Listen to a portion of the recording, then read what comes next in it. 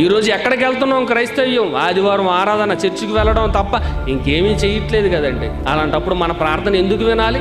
నువ్వు ఉపవాసం ఉండి ప్రార్థన చేసినా, కన్నీటితో ప్రార్థన చేసినా దేవుడు వినడం. ముందు పని చేయండి అని అంటున్నాడు. దేవునికి అనుకూలమైన ఉపవాసం, దేవుడు ఏర్పరిచిన ఉపవాసం.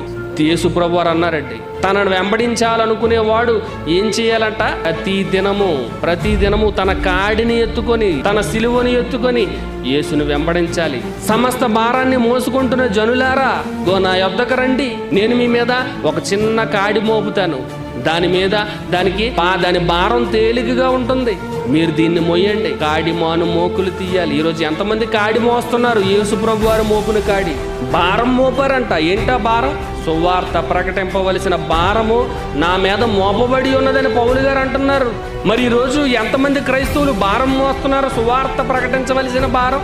సువార్త ప్రకటించకుండా ఎన్ని ప్రార్థనలు చేసి